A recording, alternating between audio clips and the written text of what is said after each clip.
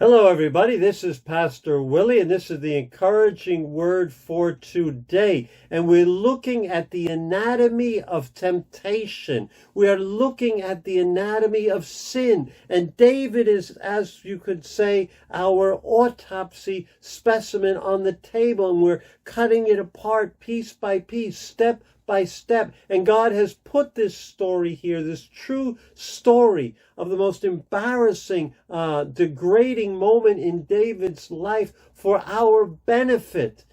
So we can dissect it and learn from it and not make the same mistakes that David made. We've seen that David's heart was not in action. He was inactive. He was not seeking God. He was not positive. He was in neutral. So that's a heart that's fertile ground for sin. Then he goes to the top of his roof and he sees a beautiful woman bathing. That was yesterday. And I encourage you to watch that video. And the seed of sin is entered through the eye and is planted in that heart that is fertile ground. The battle is almost over. It's almost over. He hasn't even talked to the woman, but it's almost over. But there's one chance left, and it's up to David. He can break off. He can disengage. Listen to 2 Samuel chapter 11, verse 3. And David sent someone to find out about her. The man said, "She is Bathsheba, the daughter of Eliam, and the wife of Uriah the Hittite." It's not too late. David could have turned, run off the roof, and left.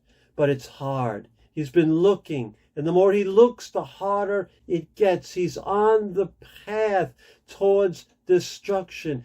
David does not take the exit door. David does not call to God for help. David does not call a friend. He does not take anything, doesn't do anything to protect himself. In fact, he takes a further step forward and asks who she is. Excuse me, find out about her. But still, God is so merciful. God is so merciful that God intervenes to try to wake David up. The man comes back and reports that it's Bathsheba, and then he adds, the wife, David, of Uriah the Hittite. The wife of Uriah, the man who's loyal to you, the man who loves you, the man who right now is risking his life on the battlefield for you, King David. David hears that. That should have been a check in his heart. Yes, he should have stayed off the roof. Yes, he should have run away when he looked at her. But still, God is reaching out. But he just ignores it. He ignores it. Now he can't even hear God speaking through the messenger. He's lost the battle with sin. If you are waiting for the moment of sin to resist, you will always fail. You must stop before you're in that position. Otherwise, you'll end up like David is, or like the young man in Proverbs 7:22, where it says he's like a deer stepping into a trap, little knowing it will cost him his life. He's on the road to destruction, and he won't get off. Right now, he can't get off. Analyze yourself. What precedes the sin that so easily entangles you? What precedes it? What are the steps? There are always steps. What do you need to do to break that progression?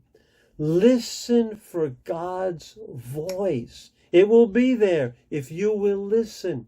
God wants to keep you from the destruction of sin if you will listen. Have a great weekend, my friends, and I will see you again on Monday. Be sure to share this video and invite your friends to subscribe as we continue the chronicle of David and Bathsheba. God bless you.